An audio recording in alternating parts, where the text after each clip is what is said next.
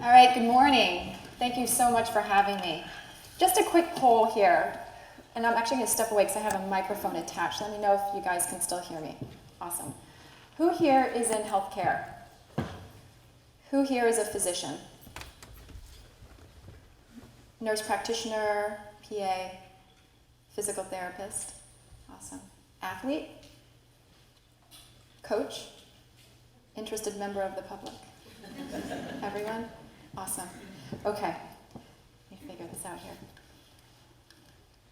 So Kate asked me to come and speak to you about injuries through a lifespan. And she was flipping through my slides and she was like, you've got a lot of pictures of dancers. Well, that's my passion, is in dance. And I wanted to open with this slide here because I think it's a beautiful pictorial of a woman's life. A woman's life is rich and varied in terms of her personal experiences, her anatomy, and in her physiology as well. And it starts at a very young age and then transcends itself through pubescent, through her 20s, 30s, her period when she can have children, her perimenopausal period, her postmenopausal period, and through into her golden years. But all of those different stages come with their own host of risk factors for injury, especially in the individual that is active. So this is a slide that basically shows you what different things can affect a woman in the different aspects of her life. So in terms of exercise, well, we're always pretty much at risk for overuse, especially if you're somebody who's a runner or a dancer, whoever's doing the same thing over and over again. But then there are unique issues that are unique to the different parts of a woman's life. So things such as pelvic floor dysfunction, which can start to develop in the individual's teen years and then extend through the time frame when she is pregnant and then in her postpartum period, patellofemoral pain syndrome, etc. So gender disparity, why are we here? Well, it's awesome. Females are now active in sports, but now they're also coming to us injured. And what we know is that sport is the leading cause of injury in adolescence. And there's this concept of a gender disparity. And we see gender disparity in injury incidence becoming more apparent at the onset.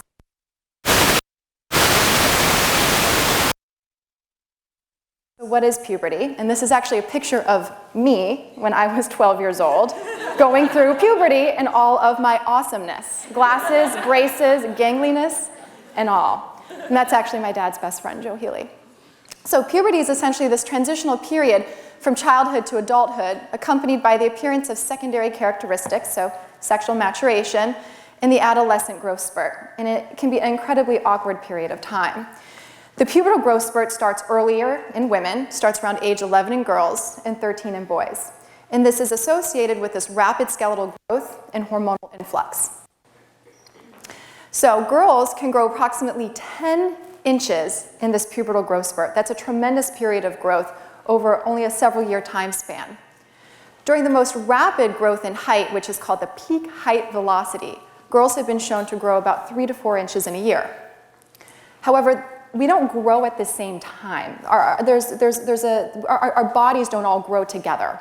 So our limbs are growing at a different rate than our torso, than our feet, than our legs, and even in the lower extremity itself, there's a differential here, where our feet will grow quicker than our thighs, hence this super awkward gangliness that happens with puberty. And it's this combination of differential timing of this segmental growth within the female athlete, and this consequential rapid change in lower limb moment of inertia that ultimately contributes to changes in lower limb flexibility and strength, and this can set the female athlete up for injury. Flexibility. We know that bones grow faster than the developing musculature. And I like to use the analogy of taking your elastic band here. And so imagine that this elastic band is your soft tissue, it's your muscle. And then your bones shoot out, but the muscles and tendons don't grow along with it initially. So you have this kind of phenomenon. So you develop this extreme tightness and decreased flexibility with these periods of growth. What happens, you get this rapid increase in lower limb length and height velocity, decreased flexibility, and tight tissue. And so we think that this can contribute to an increased risk of injury as well, particularly the muscles that involve the lower extremities, such as the hamstring. Now, there's a lot of focus on the growth spurt in terms of attaining height. But we don't want to just focus on attaining height. There's also something called the muscular growth spurt. So the quads and hamstring, we know, play a vital role in controlling the knee and landing. And Dr. Murray and Dr. Marr are going to discuss this in better detail. Research has shown us that from the time of peak height velocity and throughout the growth spurt, boys display a defined acceleration in the development of their quads and hamstrings, but we don't necessarily see this development in girls. And this might have a hormonal influence from testosterone. So you cannot have a discussion about the female athlete without mentioning the menstrual cycle and or mentioning hormonal influence in terms of the female athlete. So I like this study because I feel like there's a lot of, or I like this picture because I feel like there's a lot of information here. And essentially what Hewitt did is he evaluated the effects of the menstrual cycle on ACL injury, and this is a systematic review, where each study is placed in the phase of the menstrual cycle with increased anterior knee laxity in the outer circle, or increased ACL injury rate in the inner circle. And way on the inner circle, this somewhat looks like a birth control packet, you have the menstrual cycle. And you can see that there's this, I don't know if I have a pointer here, but there's this clustering here of increased non-contact ACL injuries during the pre-ovulatory period when estrogen is the predominant hormone. So we think that potentially hormones are influencing injuries. We're still trying to tease out how. Anatomically, women are obviously different, but how are they different? Especially when it comes to athletic injuries and in particular orthopedic injuries. Well, we have shorter limbs relative to our body length. We have more fat and less lean body mass. We have less upper body strength and less muscular development. But on the flip side, we also tend to have increased flexibility. Our lower extremity alignment, we have a wider pelvis. We have femoral aneroversion, which is essentially where our femurs or our thigh bones rotate in. We have less developed inner quads, or VMO, vastus medialis. Genu valgum, which some women have, some people don't, but essentially almost a knock-kneed appearance. Even our femoral notch, which is where our ACL sits, can look different than our male counterparts. We have external tibial rotation, sometimes in this misral malalignment, and pronation. So not only do we grow a little bit different, look a little bit different, we're put together a little bit different, but we even move a little bit different. So studies have looked at women in terms of their landing mechanics because this has had a strong association with ACL injuries.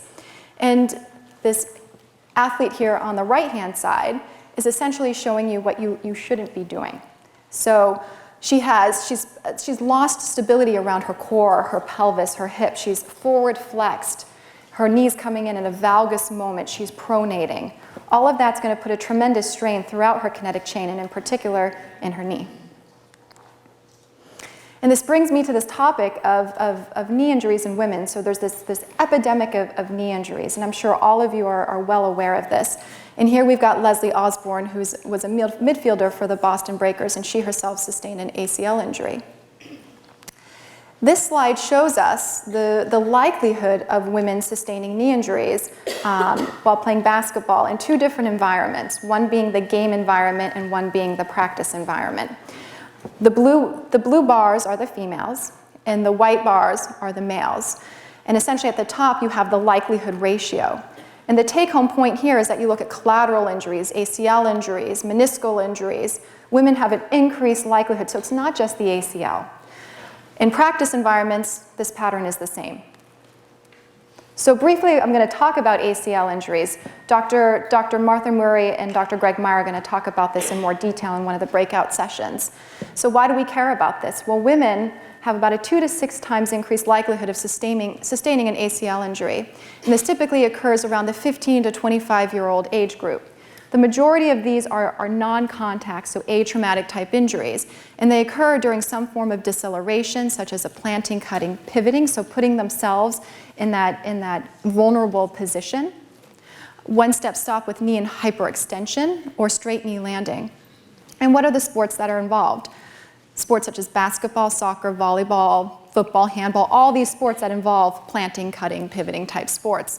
And this is a frustrating injury. All injuries are frustrating, but this one is in particular. It requires surgery if the athlete wants to go back to a cutting and pivoting sport, with months of rehab and lost time from work, school, in sports.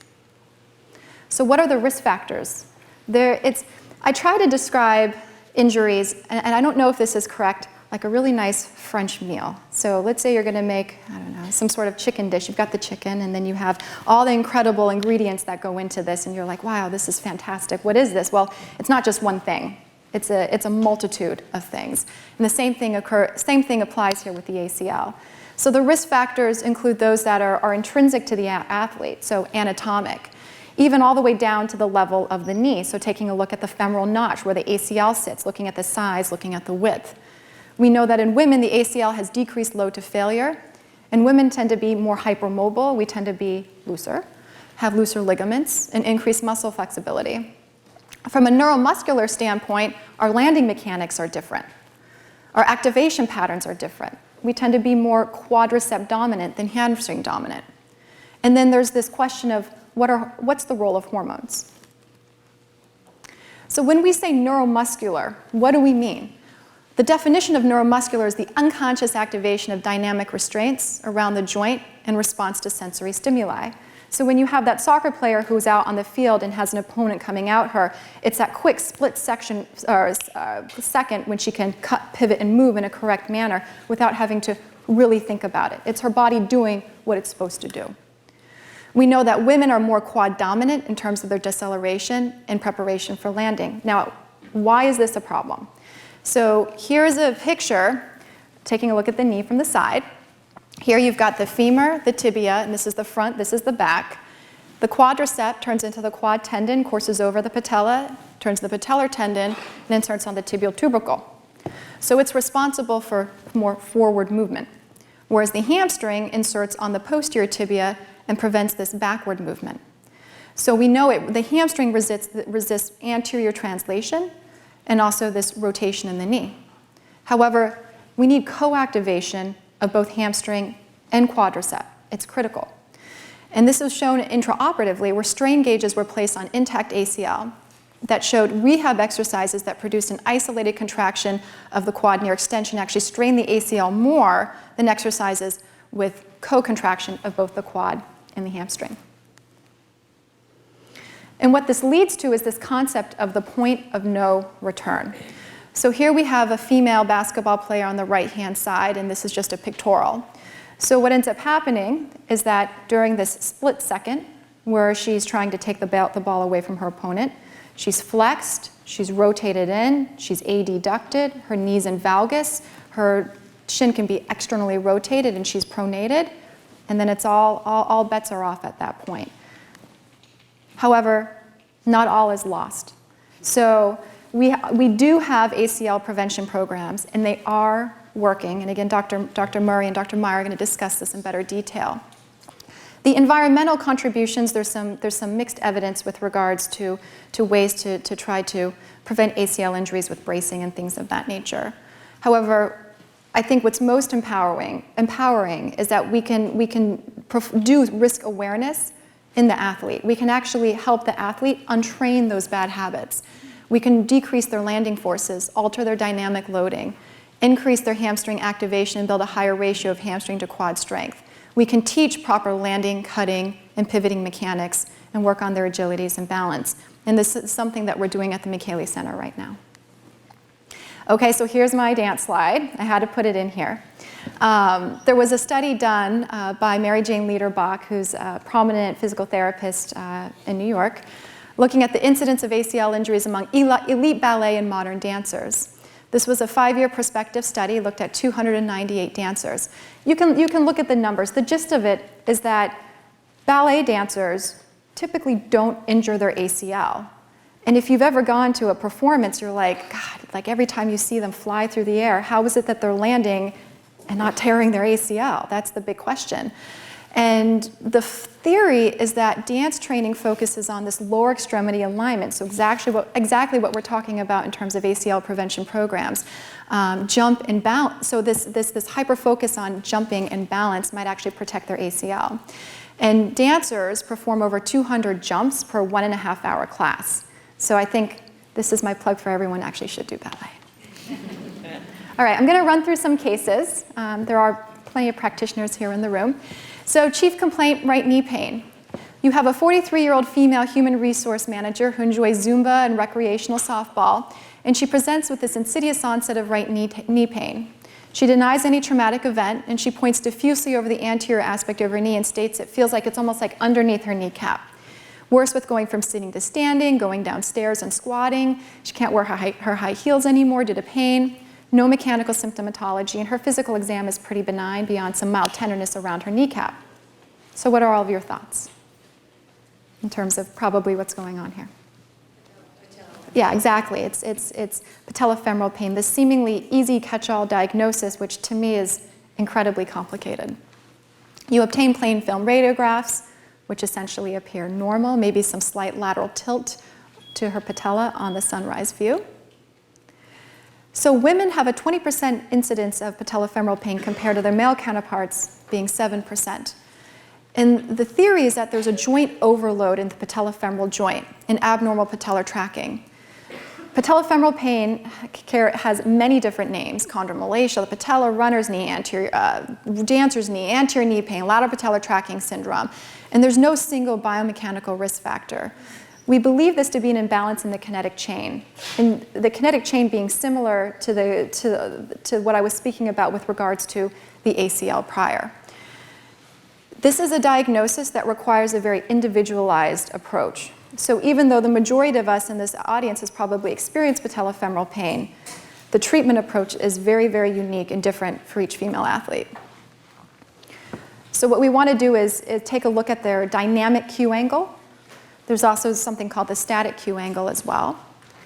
We want to evaluate their quadricep tightness. And if I were to tell somebody to do one thing and one thing only, maybe two things, it would be to stretch your quad. Stand up, stretch your quad, hold it for 30 seconds. I don't care how many times in a day you do it, just do it.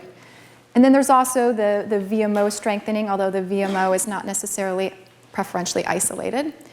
And then also focusing on the kinetic chain. So focusing on things like the trunk, the outer hip strength, inner quad strength, working on mobility of the lateral restraints of the kneecap. And then taking a look at your athlete. Is this someone who's more hypermobile? So you could perform a bite and joint hypermobility score. Taking a look, do they have the genu recurvatum, or the sway back of the knee? Is their patella particularly mobile? And obviously looking at their foot pronation as well. So the second case, chief complaint of right thigh pain. You have a 25-year-old female triathlete who presents with thigh pain. She began while training for an Olympic distance triathlon, and she reports pain with walking and an inability to run. Her history is significant for 2 stress fractures in her foot and stress fracture in her left tibia. She comes to your office and is pretty much limping, doesn't really want to hop on that side, and she has a positive heel strike test as well. And here's her x-ray. And does anyone see anything abnormal on her x-ray?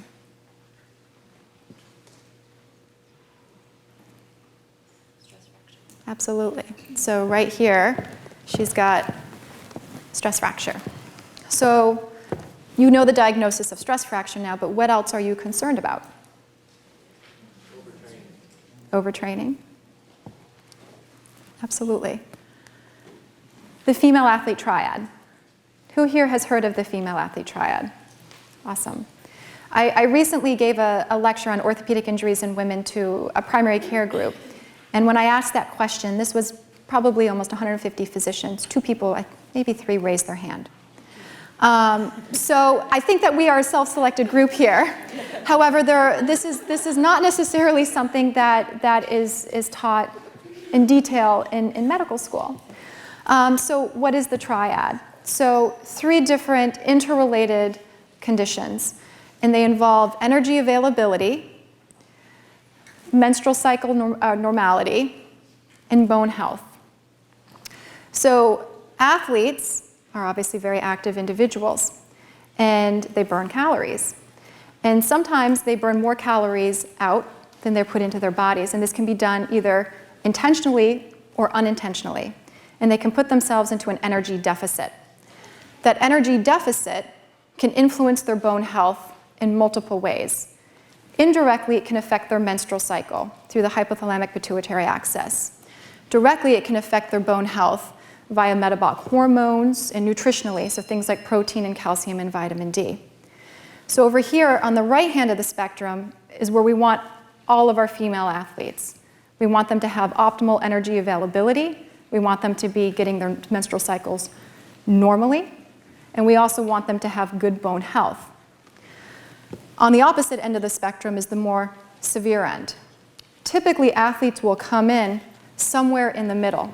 So it is vital that as practitioners, we're asking all the right questions of these athletes. So we're asking about their menstrual cycle. Does it occur every 28 days plus or minus 7 days? Ask them about their injury patterns. Ask them about their fracture pattern, etc. Why do we care about this? Well, 90% of a woman's peak bone mass is accrued by the age of 18. And the problem is they're at risk for not accumulating their optimal bone mineral density. So here's a graph, and the black solid line shows a female athlete who has obtained her full genetic potential.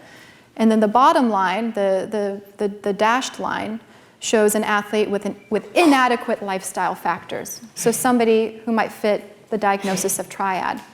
And essentially, she may never build the bone mass that her eumenorrheic counterpart will. And this is supposed to be what gets her through the rest of her life. And the problem with this is this may not be reversible.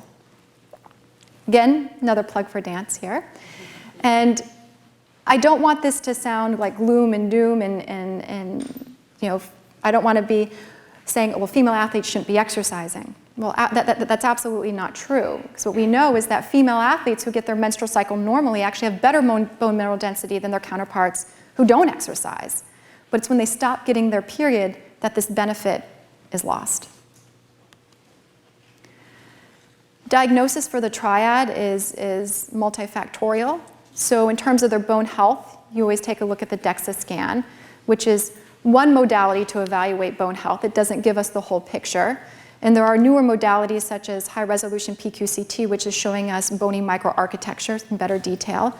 And then there's also the material testing of the bone that we can't do. So what does it take to actually break the bone? And that would just be very, very cruel to do to somebody. You also want to make sure that there's nothing else that could be influencing their bone health or their tissue with regards to malabsorption syndrome. So making sure that they're optimizing their energy intake and their nutritional intake, both with a micro and macronutrient focus. Celiacs as well. Low energy availability, you want to look for signs of anemia, look at their electrolytes, calcium. And then in terms of a menstrual dysfunction, I actually trained with Dr. Ackerman. She was an attending when I was a fellow. And what she taught me was that female athlete triad is a diagnosis of exclusion. You can be pretty damn sure that that's what's going on, but you need to rule everything else first. So things like prolactinomas and thyroid abnormalities as well. And there are some pretty significant consequences. And I was talking to somebody last night at the cocktail party that Dr. Ackerman hosted at her house. And the female athlete triad, I think, has become more, we've gained increased awareness right around the mid-90s, I want to say. And that's when I was a competitive runner. And I remember running and not getting my period and thinking, sweet, this is awesome. I don't have my period. And it went on and went on and went on and went on. And I was restricting calories and trying to eat fat-free and doing all, I was just trying to be nice and lean and thin and fit and fast. And that's not okay. My doctor didn't know about it, my parents didn't know about it, my coaches didn't know about it. That's an issue. And even now when I have young athletes come into my clinic and I say, okay, well, let's talk about your menstrual history. And they're with their parents, and sometimes they're like, yeah, she doesn't get her period, but hey, she's exercising a lot, and she's burning a lot of calories. So that's, that's okay. I'm like, no. We have to stop that myth and get this out there. This is not okay. In the short term, there can be very significant and dire consequences, especially when things are more on the severe end of the spectrum, so cardiac arrhythmias, acid-base abnormalities. Athletes need to understand that this can influence their performance. And sometimes when they hear that, they're like, okay, yeah, all right, this is not good. So muscle strains, sprains, stress fractures, more frequent illness and longer recovery times. But it's the long term that can be very difficult to try to educate these young athletes about. So the bone health is one aspect of this.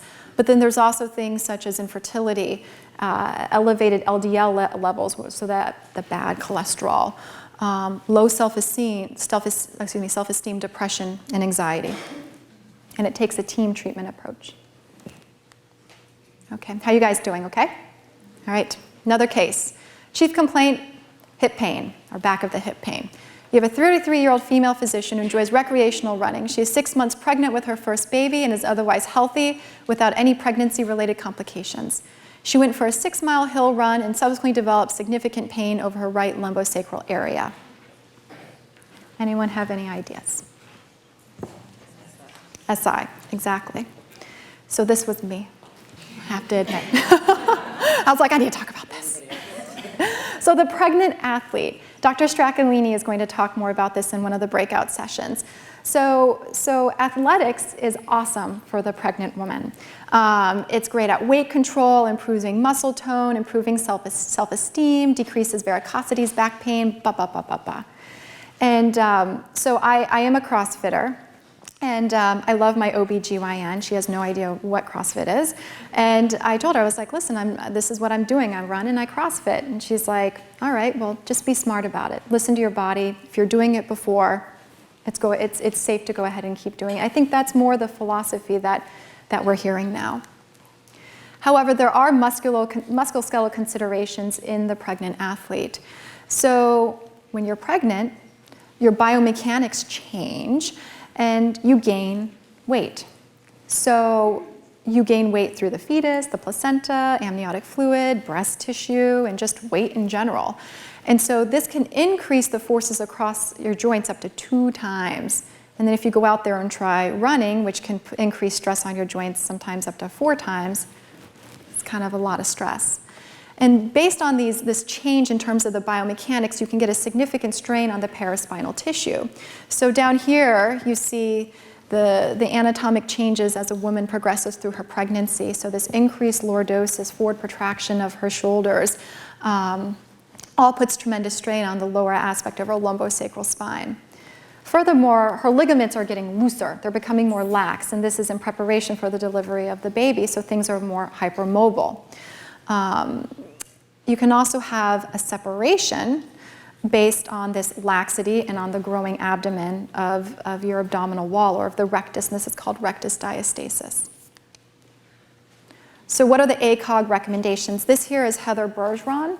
She is a high-level CrossFit athlete. She belongs to CrossFit New England, and this is her walking up to her bar, however many months pregnant she is. Pretty incredible athlete, and she recently competed in the regionals. So the recommendations, be smart about it, basically. If you're doing it before, you could do it again, and you might need to make some modifications. But avoid supine positioning after the first trimester based on compression of the inferior vena cava. Don't go scuba diving, decompression sickness, although I would not want to scuba dive pregnant, quite frankly. Not exerting yourself up to 6,000 feet, but I guess you can still go up to a 4,000 footer, which is pretty awesome. And then not exercising to exhaustion. You are at increased risk of passing out, and I had that personally almost occur. It didn't happen. And then in terms of your calorie input, you really only need about 300 kilocalories per day to maintain metabolic homeostasis, but you might need to add on to that if you're active. The postpartum period is something I also wanted to mention, especially with regards to female athlete injuries in the lifespan. So you have the baby and things still aren't really normal, and a month goes by, 2 months go by, 3 months go by, 4 months go by. Things aren't back to where they were. So it's very important for the athlete to have this gradual return back to her activity, but she can definitely go back. And we're also finding that women also can have injuries sustained during the delivery, which is an incredibly active process. And there was a study recently that showed hip labral tears that were symptomatic in women, especially who had epidurals and had vaginal deliveries. So you can't feel what's going on, and your hips are flexed and externally rotated, placing your hip at a very vulnerable position. What about nursing? Well, nursing's been shown to be safe with this moderate weight reduction. And exercise is fantastic because it gets women moving, gets them out the door, and also can decrease postpartum depression. This is my final case. This is Harriet Anderson. She's a 75-year-old female triathlete. She has completed, I don't know how many marathons, how many Ironmans, but here she is. And during the bike ride, she fell off her bike, broke her clavicle, patched herself back up, and finished. So this brings me to the aging female athlete. A lot of the information in this population is extrapolated from male data. We know that as we age, we have decreased muscle mass, decreased flexibility, decreased bone mass, scary. But what we know is that keeping active can actually have very positive effects on some of these losses and can actually not necessarily stunt, but slow. In the older population here, like Ruth Firth, decreased risk of falls. And I always tell clinicians to treat the physiologic age and not the chronologic age. And there are tremendous benefits to being active throughout a woman's life, especially in her golden years. We're cheaper. We don't cost our insurance companies as much. We're not as obese. We have better quality of life, decreased anxiety. There was a 10-year follow-up of 96 postmenopausal women in a Walking for Exercise program, and they rated their health better and had lower rates of chronic disease. And there was a study done on postmenopausal women who did 75 to 180 minutes of brisk walking per week, and they had an 18% less risk of developing breast cancer than their inactive women, with an increased breast cancer survival. So at the end of the day, we want what every girl wants. We want to play fair, we want to play safe, but ultimately we want to play. So thank you so much.